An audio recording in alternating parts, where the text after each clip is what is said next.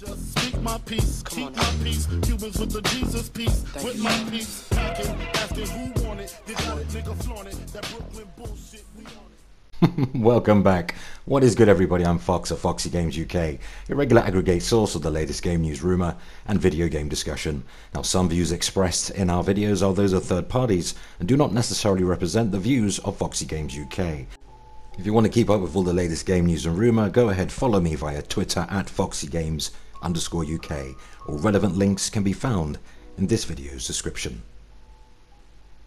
Now, just a quick PSA for you, a quick public service announcement. The Gamer Couch had to be cancelled yesterday at very short notice due to, well, perhaps this is not the right time nor place to go into detail. Let's just say I'm collaborating with someone and together we're working on a few things in time for next week's show, episode 70. So expect a brand new format, but retaining everything that was great about the weekly Sunday podcast. A podcast I'm happy to say many have expressed they love to tune into. So, the Gamer Couch Reloaded will air next Sunday, so stay tuned for more. Now, in our first news segment, courtesy of JustPushStart.com, do PS4 Pro games still look great compared to Xbox One X? Well, ever since the Xbox One X was released worldwide, people were eager to find out how games looked and performed on Microsoft's latest console. Sure, it is currently the most powerful console and maybe a little bit better than the PS4 Pro, but that doesn't mean that the PS4 Pro games, especially the ones optimized for Pro, are subpar. Now, while the PS4 Pro can achieve 4K through checkerboard rendering and a technique called dynamic resolution, we can't deny the fact that it still looks good on a 4K TV with HDR enabled. So if you are only playing on a PS4 Pro and want to take advantage of 4K, here are a few games that you should definitely play to achieve the full potential of that TV. Now, one of the most beautiful games to release on the PlayStation 4 is Guerrilla Games' Horizon Zero Dawn. It's up for many Game of the Year awards. It is no doubt the prettiest game out in 2017. The facial animations, the movements, the overall fidelity and visual quality of the game is simply phenomenal, especially with HDR and 4K TV. Now, you are sure to maximize the potential of the PS4 Pro with all of the elements. Now, the textures and the draw distance is simply exemplary and can be considered as one of the best games to be showcased on the PS4 Pro. Now, another game that looks really good on the Pro is Naughty Dog's Uncharted 4. Ever since the series debuted on the PlayStation 3 over a decade ago, the series has been highly praised with its cinematic-like cutscenes and solid in-game graphics. For those that have a PS4 Pro, a better way to experience the game is playing on a 4K screen. For those with HDR, the game will even pop out even more as the game becomes more vibrant with its colors.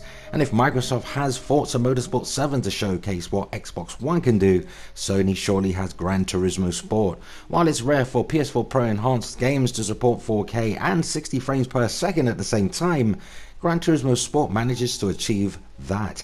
By sweet-looking vistas to the impressive draw distance and well-detailed cars, Gran Turismo Sport is surely an eye-candy delight for those who want to take advantage of the PS4 Pro's power. And for those who want to experience near-quality Pixar-type movie cinematics in their games to show off, really, it's Ratchet and Clank. You can't go wrong there. With the power of the Pro, the game manages to pump out its resolution count to its maximum. Using its temporal injection, the game manages to upscale the game pretty well to 4K and pushing image quality to around 2160p. It's not true 4K, but it still looks damn good on PS4 Pro, especially with HDR support enabled.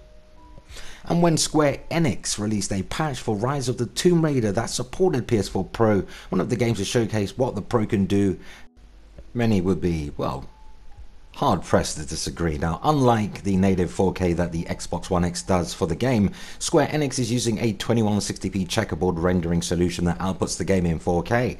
Now, the game still looks phenomenal even without its native 4K support, and a must-have for those who own a PS4 Pro. Besides, this isn't even about resolution. Persona 5 was on PS3, yet that didn't stop it from being the most stylish game of 2016 on that platform and many platforms, and Horizon Zero Dawn, even on the base PS4, is the best looking game so far this gen. And games like Zelda and Mario have shown without doubt that there is far more to games than simply resolution. That's where the article ends. So here's the thing. So anyone who has actually witnessed the full capabilities of PS4 Pro or indeed Xbox One X on a quality 4K/HDR panel will know whether these mid-January mid-cycle iterative consoles are worth the upgrade over the vanilla PS4 or OG Xbox One. It is rather interesting that Microsoft are chasing the power differentiator with the One X, especially since Xbox head Phil Spencer once evangelized the notion of fun over everything else, even going as far to say, and I quote, "Play games, not resolution." But oh how times have changed. PS4 and Pro are no longer the most powerful consoles money can currently buy. For its lack of first party this year and a few surprisingly slow sales for key franchises like Forza, Xbox One X has taken the power advantage, but Sony have the majority of exclusive games available now and plenty more are on the way. And though some will claim exclusives don't matter and should simply go away, to these people I would advise the same. Just go away. Moving on, and in other news, apparently exclusive gaming is harming the industry and is anti-consumer. Now before you judge this piece simply by the title, listen keenly and get a full understanding of the article. Of course, I have a lot to say on the subject, as I'm sure many of you will too. With that being said, courtesy of the xboxhub.com, surprise, surprise, exclusives, a war that's been raging on since the dawn of the console existence. In recent years, it's turned some parts of our global community so toxic that even Chernobyl feels like a safer place to be in right now, and yet in an era capable of showcasing some of the finest works of art within its many games, the console which you play on is still a subject that's enough to add the fuel to the fire behind hundreds and thousands of gamers dividing opinion entirely. Why in 2017 must we be in a situation that allows us to choose from thousands of games, a passion we all share, yet can see us ridiculed, hassled and arguing just because of the platform which we choose to enjoy? Why must we be limited to what we can play thanks to the choice of hardware we own and the corporate figures behind them? Microsoft, Sony, Nintendo, listen up. You've been doing it all wrong for years, and here's what you can do to change gaming for the better. Now, stop, let's pause there. Bear in mind, this is not my opinion. This is an article I am reading from, and you can read it in full. It will be linked in the video description. So don't confuse the article with my opinion, which I shall give at the end. Now, before we go any further, however, I should probably let you know that this isn't the ramblings of an unsatisfied fanboy. Do you think? And in actual fact, whilst the Xbox consoles are the ones that the writer claims to choose the most time they spend with, I am also an owner of each of the most recent consoles in the PlayStation and Nintendo families, and tend to dabble with my fair share of PC gaming too. So this is instead the thoughts of a gamer, the writer, who wants to see exclusivity done right regardless of platform choice. So it's fair to say that even though I may have this big wish for everyone to be part of gaming altogether, exclusivity isn't going away anytime soon.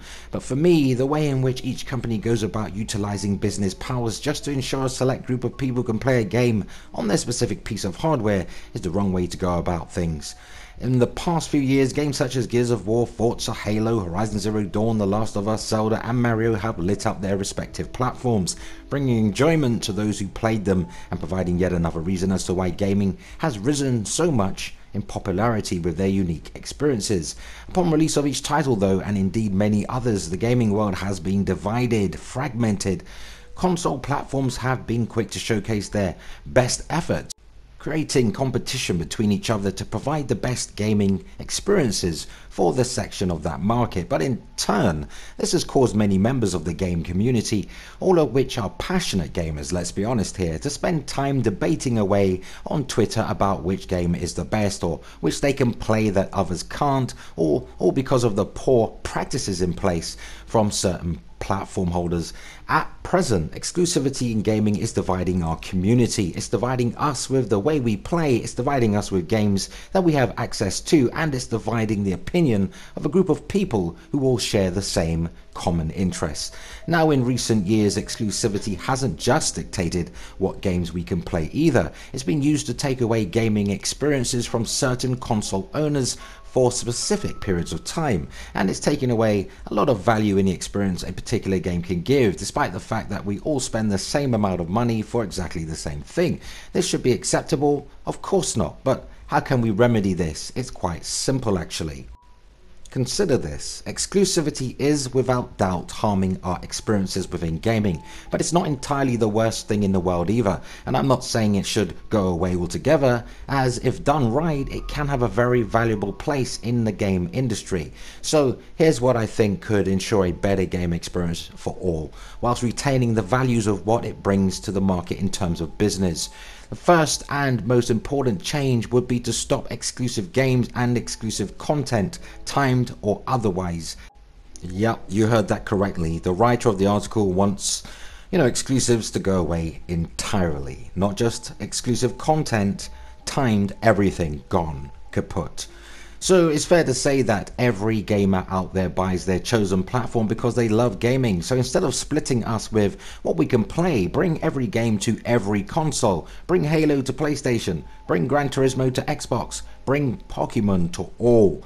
Bring downloadable content to every gamer at the same time, and turn games into games instead of a marketing tool. By doing this, every gamer would immediately benefit from thousands of new gaming opportunities, and we could all enjoy the same experiences. Pause. Now, doesn't this sound remarkably like the PC platform? And if things went the way the writer would really hope, what's the point in owning a console if they all play the same games? So let's continue. So as I said, by doing this, every gamer would immediately benefit from thousands of new gaming opportunities, and we could all enjoy the same experiences. In terms of business, such a move would no doubt be a profitable one, with each game then open to a much wider audience, therefore improving sales and making for a larger and more active player base moving forward. We can all spend the same money, so why shouldn't we enjoy the same experiences? The next thing is to change the way we play. Give us the option for total cross-platform play no matter the platform, and give us cross-platform play for every gaming experience that comes to the market. Allow PlayStation, Xbox, Nintendo and PC gamers to enjoy their games together as one. Doing this would not only allow all gamers to enjoy their favorite games together, but it would also provide games a much longer lived online community, therefore extending the time players can enjoy their favorite games online. And to take it further, why not allow players to join their friends in party chat regardless of the platform they play, and dive into the co-op experience together? This would probably go a long way to fixing the toxicity that has plagued the online community for so long, and help unite players once more, making gaming a nicer pastime for all. Of course, you could argue that without exclusive gaming, the competition between the platform giants would no doubt disappear, therefore making the choice between platforms irrelevant, whilst potentially ruining the entire business side of gaming completely. In turn, such drastic changes could allow the corporate giants to take further control of the gaming market and our gaming experience as a whole. So how can we keep exclusivity in gaming whilst removing the restrictions facing the many gamers out there? What better place than within our hardware choices instead? As previously stated, I myself am an owner of really all the platforms on the market. As someone who plays each one regularly, one thing that has become quite clear is that whilst games available on each platform are usually different due to the exclusivity tied to them, the overall console experience is generally a rather similar experience. While the controllers and the look are certainly different, the features within each game really gives very little reason to buy one over the other. Now, at least in terms of Xbox and PlayStation.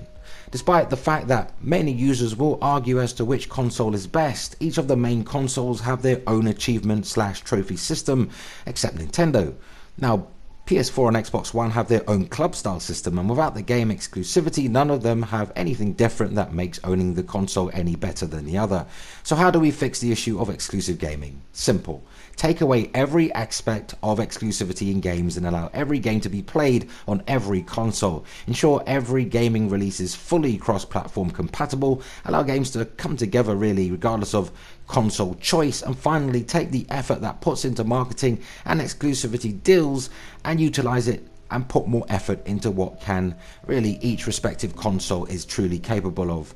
Now give us a reason to buy your console, but put features in that we won't see on any other, and make the console an exclusive experience rather than the games we all want to play.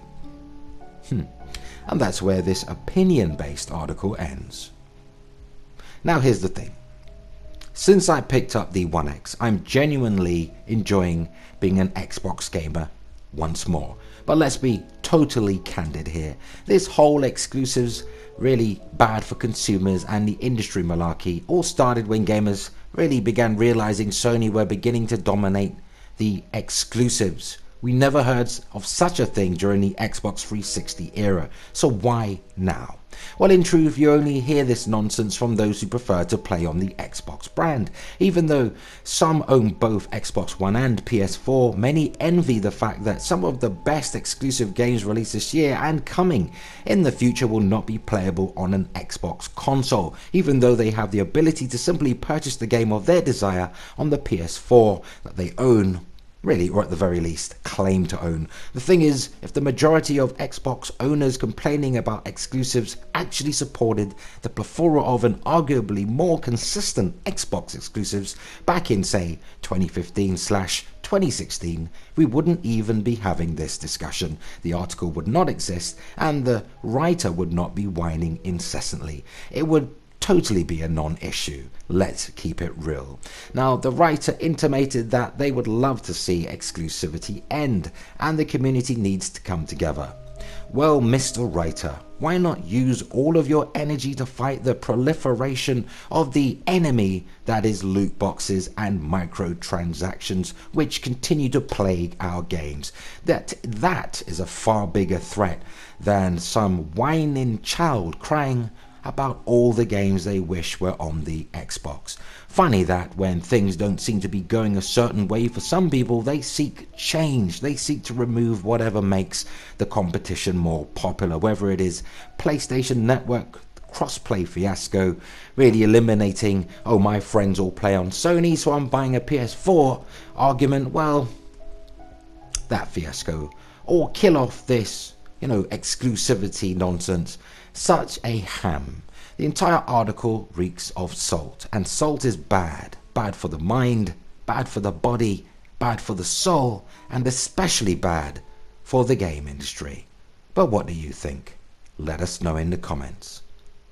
And that there brings us to the end of another video. But let's continue the discussion. Share your thoughts on all of today's top news stories in the video comments, and for more PS4, Switch and Xbox news, subscribe to FOXY Games UK. As usual, if you found any of the information in the video at all useful, go ahead, why not hit the like button and help us reach more like-minded gamers simply by sharing the video. And you can also help the FOXY Games UK channel grow via Patreon. We offer just a one-tier $1 pledge option, and you can find a link in the video description. Thanks for all and any support. And so there we have it. Until next time, please remember, play games, not corporations. Thanks for watching, everybody.